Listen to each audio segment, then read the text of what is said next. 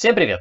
Даже если на вас распространяются ограничительные меры, установленные в конце марта президентом России Владимиром Путиным в целях снижения угрозы от COVID-19, и вы, как большинство россиян, находитесь на самоизоляции, то риск вашего заражения все равно существует.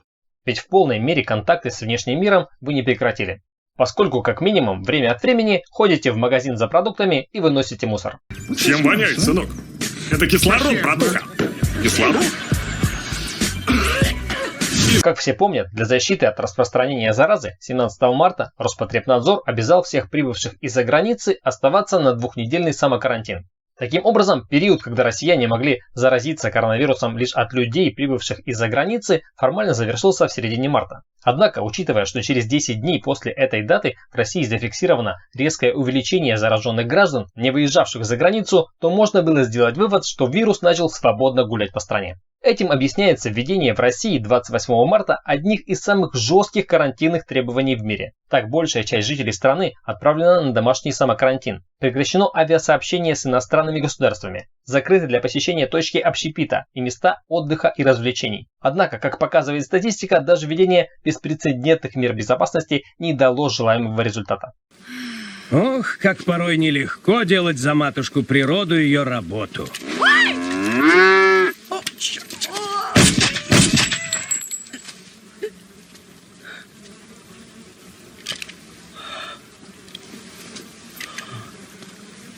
Ну надо же. Ну и ну. Черт побери!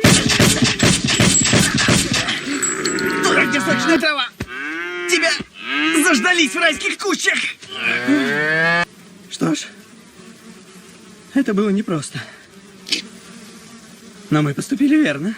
После того, как Италия за двое суток стала первой по числу заражений ковид в Европе и третьей в мире, ограничение передвижения людей стало действительно самой популярной мерой борьбы с инфекцией. В то же время примеры стран, использующих альтернативную стратегию борьбы с ковид, показывают, что тотальная самоизоляция не лучше точечных мер противодействия заразе. Таким образом, беда не сплотила государства, а лишь стала полем для соревнования в том, кто из них лучше.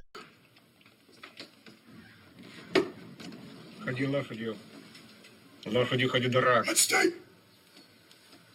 Вот. Извините. Благодарю за внимание. Все. Так, в Беларуси купирование коронавируса осуществляется лишь изоляцией зараженных, контактировавших с ними или прибывших из государств, где за 14 дней до прибытия были зарегистрированы случаи заболевания COVID-19. При этом темпы заражения в Беларуси в среднем ниже, чем в России. Однако, возможно, это лишь политический ход, и жертв коронавируса в Беларуси намного больше. А действующий президент Беларуси Александр Лукашенко просто хочет показать белорусам, что единственным, кого им нужно действительно бояться, по-прежнему является только он сам. Я вам скажу, не болейте психозом этим. Вот психоз – это хуже, чем коронавирус. Поэтому я вас всегда оттаскиваю от этой болезни. Трудно, конечно, вам, потому что утюг включишь – коронавирус, чайник включил, коронавирус показывают, ящик, телевизор включил, коронавирус, интернет, коронавирус, везде это зараза. Стал бы Александр Лукашенко ради политических очков рисковать жизнями своих сограждан и искажать данные статистики о числе зараженных в стране, вопрос, конечно, интересный. С одной стороны, в августе в Белоруссии планируется проведение президентских выборов, и для победы в них Лукашенко нужно, чтобы страна вышла из пандемии с наименьшими потерями. А с другой стороны, за 26 лет правления белорусским демократическим государством Александр Лукашенко уже научился побеждать на выборах без участия избирателей. В выборах можно ожидать прозрачные урны, веб-камеры, вот все то, что не будет у нас никаких веб-камер, будут нормальные урны. Почему?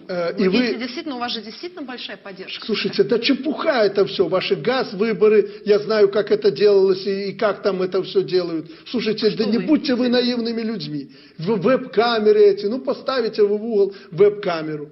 Человек встал и считает эти голоса как надо, посчитает, даже не как надо. В бюллетене напишет. В России глава государства, наоборот, пытается поддержать граждан в суровые будни самоизоляции. На днях, произнося очередную вдохновляющую речь, он сказал, что россияне обязательно спасутся от коронавируса, так же, как они когда-то защитились от печенегов и половцев.